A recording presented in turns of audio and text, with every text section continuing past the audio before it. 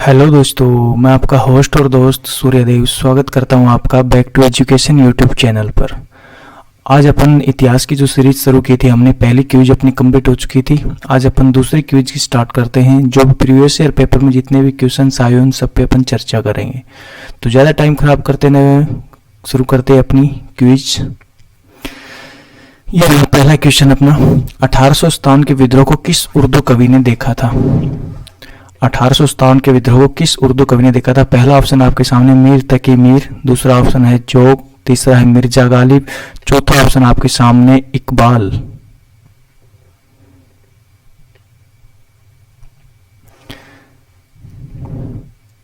सही आंसर इसका जो होगा वो होगा मिर्जा गालिब।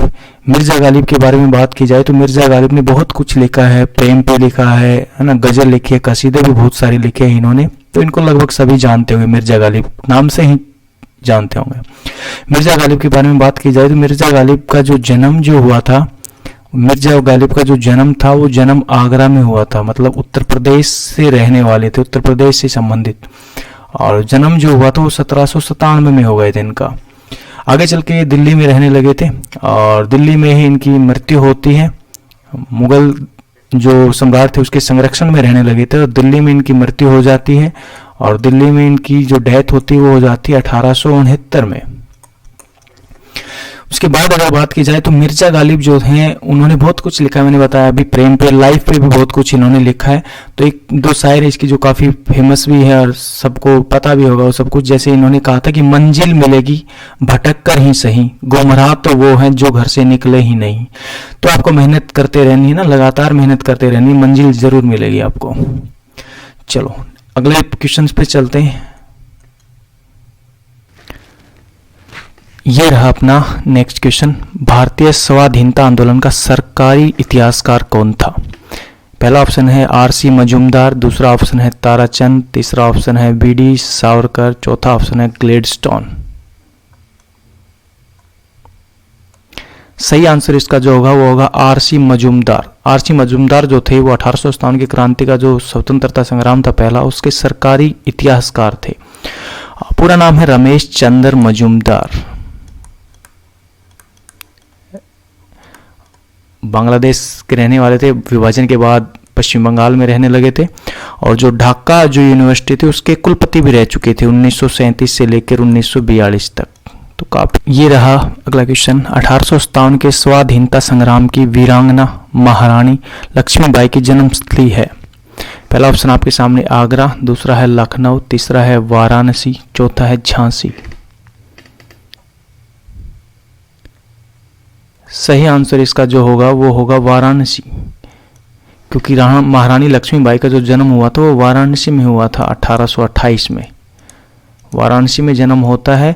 और इनके जो पिता जो थे उनका नाम था मारोपन तांबे।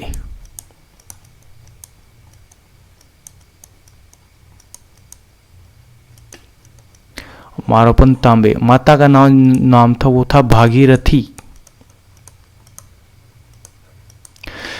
महारानी लक्ष्मीबाई के बारे में अगर कहा जाए तो कहा जाता है कि इनके जो मारोपन तांबे जो इसके पिता जो थे वो बाजीराव जो द्वितीय जो पेशवा जो होते थे, बाजीराव द्वितीय, इनके सेवक के रूप में काम करते थे। और बाजीराव द्वितीय कहाँ रहते थे? कानपुर में। क्योंकि मराठा जो था कानपुर में क्यों रहते थे? क्योंकि उनको जो थर्ड जो आंग्ल मैसूर जो मराठा युद्ध हुआ था ना, थर्ड आंग्ल मराठा युद्ध में एक संधि हुई थी 1818 में अंग्रेजों के साथ, पुणे की संधि, जिसके तहत एक एग्रीमेंट हुई थी अंग्रेजों के साथ कि आपको मराठा क्षेत्र छोड़ के, पेशवाई छोड़ के कहाँ चला जाना है? आपको कानपुर चले जाना। और कानपुर में भी एक जगह थी बिठूर, बिठूर में जाके रहने लगे थे। वहीं पे सेवा करते थे। मारोपन तांबे इसके सेवक थे। और उन्हीं की जो लड़की थी, जो बच्ची थी, उसी का नाम था लक्ष्मीबाई।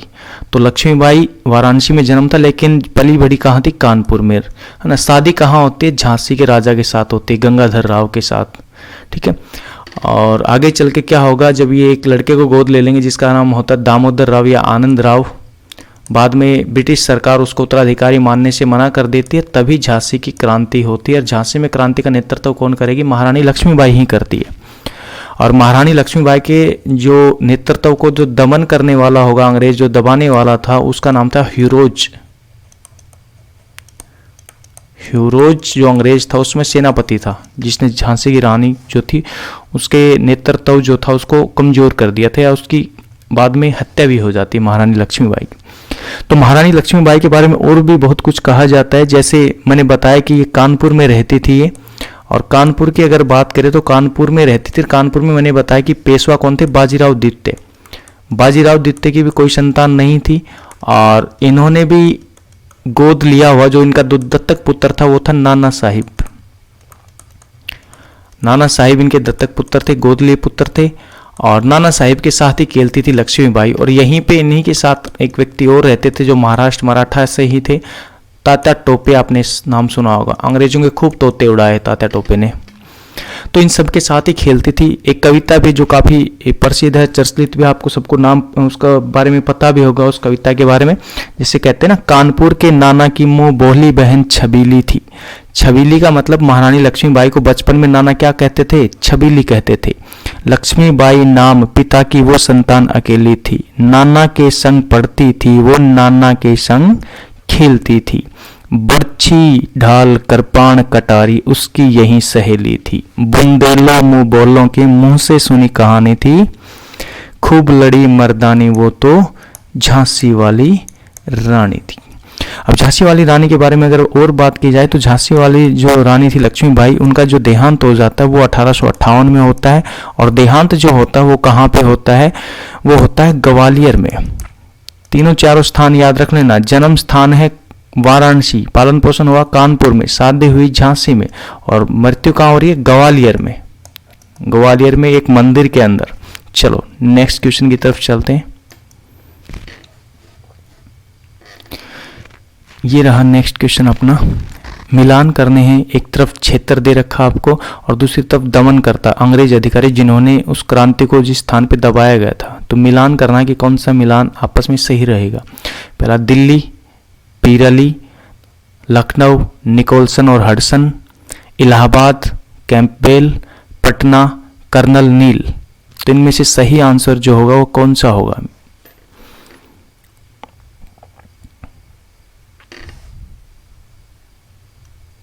तो यहाँ पे सही आंसर जो निकल के आएगा वो ये वाला ऑप्शन होगा। देखो दिल्ली जो था ना, दिल्ली में नेतृत्व करने वाला तो बहादुर शाह जफर था, और वास्तविक नेतृत्व करने वाला उसका सेनापति बख्त का था। और दिल्ली को में दमन करने वाला जो अधिकारी थे वो ये दो थे, निकोलसन और हडसन। निकोलसन की हत्या हो जाती है, मर जाता है, लेकिन हडसन ही है जो अंतिम तक क्रांति को दबाता है। हडसन ही बहादुर शाह जो जफर थे उनको कहाँ से, हुमायूं के जो मकबरा था, हुमायूं के मकबरे से गिरफ्तार करके लेके आते हैं और उसको कहाँ भेज देते हैं, बहादुर शाह जफर को रंगून भेज दिया जाता है। दूसरा लखनऊ से नेतृत्व करने वाली जी तो बेगम हजरत महल थी, और लखनऊ जो था, लखनऊ में क्रांति को दबाने वाला जो था दमनकर्ता वो था कैंपबेल। इलाहाबाद की बात करें तो इलाहाबाद में नेतृत्व करने वाला था लियाकत अली और दबाने वाला था कर्नल नील। पटना की बात करें तो पटना में क्रांति को जो करने वाला जो था वो था पीर अली। क्रांति करने वाला कौन था, पीर अली था। तो इसका सही आंसर जो होगा वो ये वाला सही आंसर हो जाएगा। नेक्स्ट क्वेश्चन की तरफ चलते हैं। ये रहा नेक्स्ट क्वेश्चन। मुगल बादशाह को किसने लाल किला खाली करने के लिए कहा था। मुगल बादशाह मतलब बहादुर शाह जफर की बातें कर रहे हैं। बहादुर शाह जफर द्वितीय को लाल किला खाली करने के लिए किसने कहा था। पहला ऑप्शन आपके सामने लॉर्ड कैनिंग, दूसरा है लॉर्ड ओकलैंड, तीसरा है लॉर्ड डलहौजी, चौथा ऑप्शन है लॉर्ड कर्जन। तो मुगल बादशाह की बात करें तो मुगल बादशाह को लाल किला खाली करने के लिए कहा था लॉर्ड डलहौजी ने। लॉर्ड डलहौजी भारत के गवर्नर जनरल बन के आए थे, और गवर्नर जनरल बन के आए थे 1848 में, और 1856 तक भारत के गवर्नर जनरल रहे थे। 1856 में फरमान जारी करते हैं कि बहादुर शाह जफर अपने बोरी बिस्तर बांधे और कहाँ, लाल किले से बाहर हो जाएगा। इसी वजह से मुगल जो थे वो भी अंग्रेजों के विरोधी हो गए थे। नहीं, अब तक तो पेंशनर के रूप में काम कर रहे थे मुगल। अब बहादुर शाह जफर को लाल किला खाली करने के लिए कहा था लॉर्ड डलहौजी ने। इसके साथ साथ इन्होंने तंजौर और जो कर्नाटक के नवाब थे उनकी जो पद जो था वो भी छीन लिया था, है ना, ठीक है। और अगर और बात की जाए तो लॉर्ड कैनिंग ने तो मुगल सम्राट के पद को ही खत्म कर दिया था। मुगल सम्राट के पद को खत्म कर दिया जाता है। और मैंने बताया था आपको कि मुगल सम्राट के पद को खत्म करके बहादुर शाह जफर को कहाँ भेज दिया जाता है, रंगून भेज दिया जाता है, या म्यांमार या बर्मा भेज दिया जाता है। वहीं पे उनका देहांत हो जाता है और उनको भारत में दफनाने के लिए 2 कदम जगह तक नहीं मिली थी उनको। नेक्स्ट क्वेश्चन की तरफ चलते हैं। 1857 के विद्रोह का तात्कालिक कारण क्या था? पहला ऑप्शन लॉर्ड डलहौजी की हड़प नीति, लॉर्ड वेल्जली की सहायक संधि, चर्बी वाले कारतूस का प्रयोग, भारतीयों को ईसाई धर्म में परिवर्तित करने का प्रयास। यहां पे सही आंसर जो होगा आपका चर्बी वाले कारतूसों का प्रयोग। तात्कालिक कारण पूछ रहा है कि जिसकी वजह से क्रांति की शुरुआत हुई थी, इनिशिएट किसकी वजह से हुई थी, तो चर्बी वाले कारतूस। क्या हुआ था, जो एक राइफल होती थी पहले, ब्राउन बेस के नाम से एक राइफल चलती थी, ब्राउन बेस जो स्टैंडर्ड राइफल थी उस समय ब्रिटिश ईस्ट इंडियन आर्मी की, और उसको अपडेट किया गया था नए वर्जन के साथ जिसका नाम था एनफील्ड राइफल। तो क्या होता था, जो एनफील्ड राइफल थे उसमें जो कारतूस जो डाले जाते थे वो जिस कार्टेज में रखे होते थे उसमें जो बारूद और जो गन जो डाली जाती थी, बुलेट जो डाली जाती थी, तो उसको कार्टेज को छीलने के लिए मुंह का प्रयोग करना था। तो कार्टेज का जो ओपनर जो था, माउथ जो था उस चर्बी की प्रयोग किया जाता था। चर्बी जो थी उसमें कहा जाता था कि गाय और सूअर की चर्बी थी। तो गाय हिंदू धर्म के लिए पवित्र और सूअर मुस्लिम लोगों के लिए क्या है, उसका यूज नहीं करेंगे, सूअर का यूज नहीं करेंगे, मुस्लिम लोगों के लिए हराम है सूअर। तो यहाँ पे कहा जाता है कि चर्बी वाले कारतूसों में सबसे पहले क्या होता था, इनका जो सबसे पहले विरोध किया गया वो दमदम में किया गया था, चर्बी वाले कारतूसों का जनवरी 1857 में सबसे पहली बार विरोध किया गया था वहीं पे। फिर उसके बाद किया गया था बहरामपुर में इनका विरोध किया गया था उसके बाद। और बहरामपुर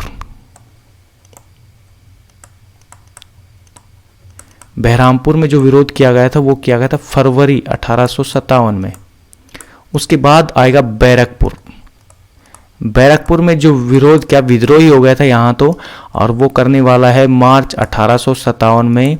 और ये बातें हैं 29 मार्च की। मंगल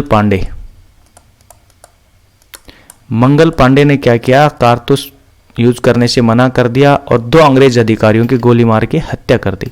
उसके बाद मंगल पांडे को पकड़ा गया, गिरफ्तार किया गया और 8 अप्रैल कोर्ट मार्शल के बाद 8 अप्रैल 1857 को बैरकपुर में ही मंगल पांडे को क्या कर दिया गया, फांसी दे दी गई थी।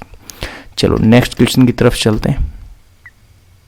आधुनिक इतिहासकार जिसने 1857 के विद्रोह को पहला स्वतंत्रता संग्राम कहा था, तो आरसी मजूमदार, दूसरा ऑप्शन है बीडी सावरकर, अशोक मेहता, ताराचंद।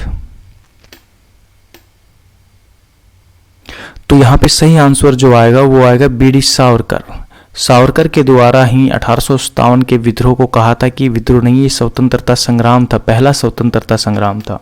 और इनके द्वारा लिखी गई एक पुस्तक भी है, the Indian war of independence 1857, इन्हीं के द्वारा लिखी गई पुस्तक है, बीडी सावरकर के द्वारा है। चलो नेक्स्ट क्वेश्चन की तरफ चलते हैं। 1857 की क्रांति में भाग लेने वाले तात्या टोपे का मूल नाम क्या था? पहला ऑप्शन है धोंदू पंत, दूसरा ऑप्शन है बाजीराव, तीसरा ऑप्शन है आपके सामने रामचंद्र पांडुरंग, चौथा ऑप्शन है केशव मौर्य। तो इसका सही आंसर जो आएगा वो आएगा रामचंद्र पांडुरंग जो था वो तात्या टोपे का मूल नाम था। और यहाँ पे धोंदू पंत के बारे में बात की जाए तो धोंदू पंत किसका मूल नाम था? नाना साहिब का। नाना साहिब जो थे दत्तक पुत्र थे बाजीराव द्वितीय के, उन्हीं का मूल नाम था धोंदू पंत। और रामचंद्र पांडुरंग जो नाम था वो किसका नाम था? तात्या टोपे का मूल नाम था। चलो नेक्स्ट क्वेश्चन की तरफ चलते हैं। 1857 के विद्रोह के दौरान बहादुर शाह को गिरफ्तार करके कहां भेज दिया गया था? नेपाल, चीन, म्यांमार, श्रीलंका। इसका आंसर मैं पहले ही बता चुका हूं कि इनको गिरफ्तार किया गया था हुमायूं के मकबरे से, हडसन के द्वारा गिरफ्तार किया गया था। और उनको कहां भेज दिया गया था? म्यांमार भेज दिया गया था या रंगून भेज दिया गया था। या कहीं तो बर्मा, म्यांमार का ही पुराना नाम था बर्मा, बर्मा भेज दिया गया था। और गिरफ्तार कहाँ से किया गया था? हुमायूं के मकबरे से, हुमायूं के मकबरे। और हुमायूं का मकबरा कहाँ पे स्थित है? दिल्ली में ही स्थित है हुमायूं का मकबरा। और वहीं से इसके 2 बेटे और 1 पोते को भी वहीं से गिरफ्तार किया गया था। बाद में उनको गोली मार दी गई थी ना, दिल्ली में ही। खूनी बाग, जो आज भी एक दिल्ली में एक जगह, इंडिया गेट के पास में ही खूनी गेट के नाम से एक जगह है, वहीं पे उनको गोली मार दी गई थी। चलो नेक्स्ट क्वेश्चन की तरफ चलते हैं। किस सैन्य अधिकारी ने रानी लक्ष्मीबाई को भारतीय क्रांतिकारियों में अकेली मर्द कहा था? पहला ऑप्शन है कैम्पबेल, दूसरा है हैवलॉक, तीसरा ऑप्शन है लॉरेंस, चौथा ऑप्शन है हीरोज। तो इसका सही आंसर जो आएगा हीरोज। मैं बता चुका हूं पहले भी कि 1857 की क्रांति में झांसी में जो दमन करता था, क्रांति को जो दबाने वाला था, वो हीरोज था। तो हीरोज को ही टक्कर दी थी रानी लक्ष्मीबाई ने। इसी वजह से हीरोज ने कहा था कि 1857 की क्रांति में अकेली मर्द है ये, रानी लक्ष्मीबाई के बारे में। चलो नेक्स्ट क्वेश्चन की तरफ चलते हैं। यह राष्ट्रीय विद्रोह था, ना कि सिपाही विद्रोह, ये किसने कहा? बेंजामिन डिजरेल ने, वीडी सावरकर ने, जॉन लॉरेंस ने, टी.आर. होम्स ने। उसने कहा था कि यह ना तो राष्ट्रीय विद्रोह था, ना ही सिपाही विद्रोह था। तो इसका आंसर जो आएगा वो आएगा बेंजामिन डिजरेल। बेंजामिन डिजरेल ने कहा था कि ना तो ये सैनिक विद्रोह था, ना ये राष्ट्रीय विद्रोह था। चलो नेक्स्ट क्वेश्चन की तरफ चलते हैं। तात्या टोपे को फांसी कहाँ दी गई थी? सलोमपुर, सिपरी, अजमेर, ब्यावर। तो इनको जो फांसी दी गई थी वो सिपरी में दी गई थी। अंग्रेजों ने इसको पकड़ लिया था और इसी के एक दोस्त ने धोखा किया था जिसका नाम था मान सिंह। एक मारवाड़ व्यक्ति था मान सिंह, उसने इसको धोखा दे दिया, अंग्रेजों को इसकी जानकारी दे दी थी और अंग्रेजों ने इसको पकड़ के सिपरी में, सिपरी जो पड़ता है वो एमपी में, सिपरी में इनको फांसी दे दी गई थी। बाकी जो कहानी है वो कुछ अलग है, बताएंगे कभी कि फांसी दी गई थी या नहीं दी गई थी। चलो नेक्स्ट क्वेश्चन की तरफ चलते हैं। 1857 के विद्रोह के बाद ब्रिटिश सरकार ने सिपाहियों का इन प्रांतों से चयन किया। पहला ऑप्शन है उत्तर प्रदेश एंड बिहार, बंगाल, मद्रास व मराठा, गोरखा, सिख और पंजाबी उत्तर प्रांत। हम पहले जिक्र कर चुके कि कमीशन आया था जिसका नाम था पील आयोग, पील कमीशन।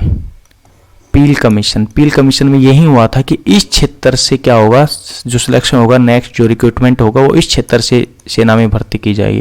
क्योंकि उत्तर प्रदेश और बिहार में तो पता है उनको 1857 में कितना आतंक मचाया था, है ना। 1857 की क्रांति में उत्तर प्रदेश, बिहार, बंगाल, हर जगह से। तो नेक्स्ट जो रिक्रूटमेंट की जाएगी वो गोरखा, सिख और पंजाबी क्षेत्र से की जाएगी, याद रखना। नेक्स्ट क्वेश्चन की तरफ चलते हैं। सती चोरा घाट की घटना कहां पर घटित हुई? पहला ऑप्शन झांसी, दूसरा है कानपुर, तीसरा है लखनऊ, चौथा है इलाहाबाद। तो ये जो घटना थी सती चोरा घाट की घटना, ये थी कानपुर की। कानपुर में जो नेतृत्व करने वाला था वो कौन था? नाना साहिब। और आज के दिन ही सती चोरा जो घाट है उसी को आज के दिन नाना, आज के वर्तमान में इसका नाम है नाना घाट। वहां पे क्या हुआ था, जो कानपुर में जो किला था जिसको घेर लिया था यहाँ पे नाना साहिब के द्वारा, तो कुछ अंग्रेज अधिकारी या कुछ महिलाओं को वहां से निकाल दिया गया था। सती चोरा एक घाट था, क्योंकि कानपुर कौन सी नदी के किनारे स्थित है? गंगा नदी के किनारे। एक घाट था सती चोरा नाम से, और उस घाट से होकर गंगा नदी में वो जो सवार होकर 24 जो लोग थे उनको जाना था कहाँ पे? इलाहाबाद। और इलाहाबाद में क्यों जाना था? क्योंकि इलाहाबाद में इमरजेंसी कैंप बनाया हुआ था, इमरजेंसी कैंप था, वहीं जाने थे उन सभी अंग्रेजों को। लेकिन जैसे हम उस किले से निकल के, फोर्ट से निकल के वो यहाँ पे आते हैं, तो यहाँ पे जब लोग, क्योंकि पूरी क्रांति फैली हुई थी उस समय कानपुर में, हर गली में क्रांतिकारी घूम रहे थे, तो उन्होंने देखा कि भाई अंग्रेज हैं, तो उन्होंने 24 के 24 अंग्रेजों का कत्ल कर दिया था यहीं पे सती चोरा घाट पे।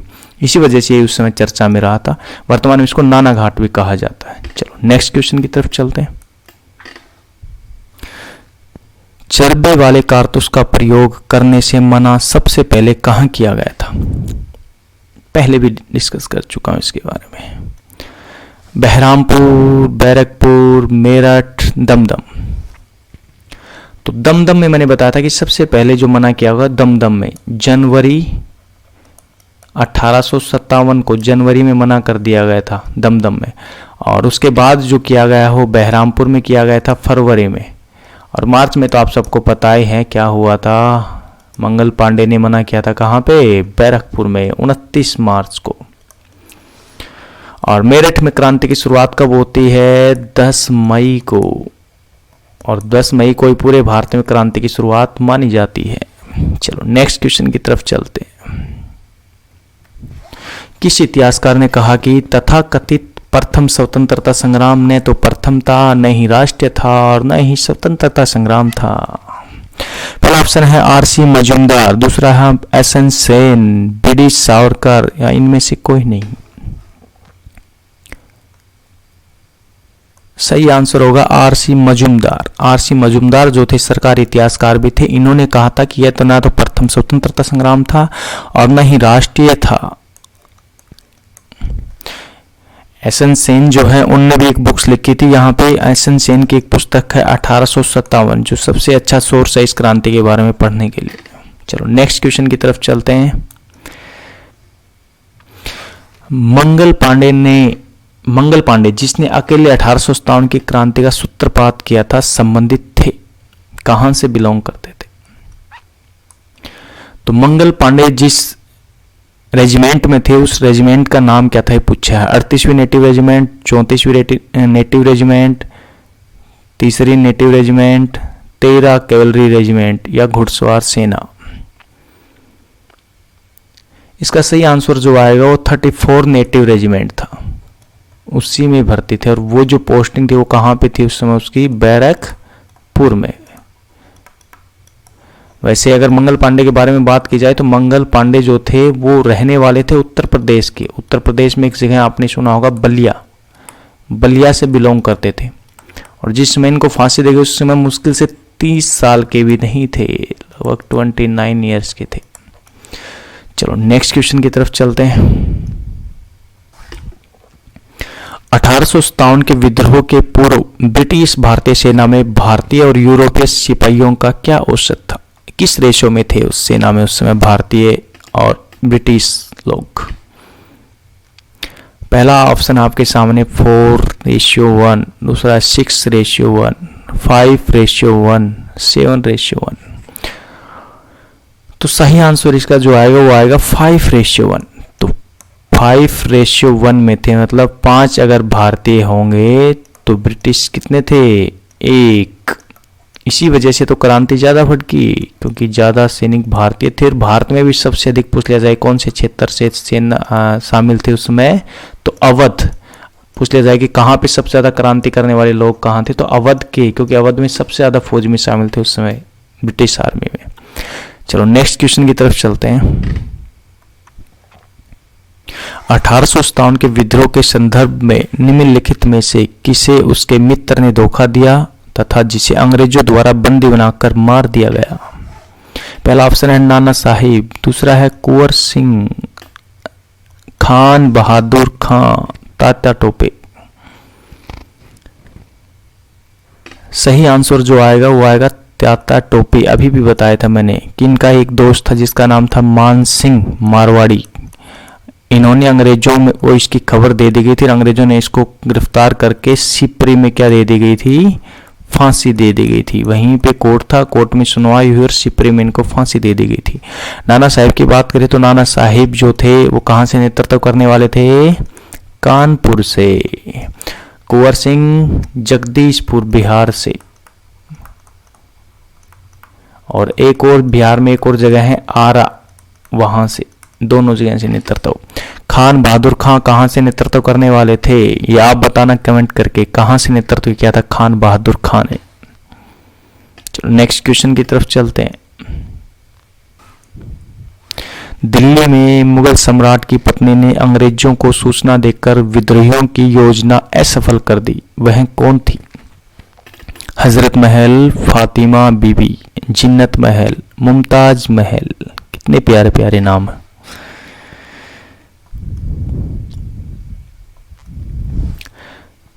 इसका सही आंसर होगा जिन्नत महल। जिन्नत महल जो थी वो बहादुर शाह जफर द्वितीय की पत्नी थी,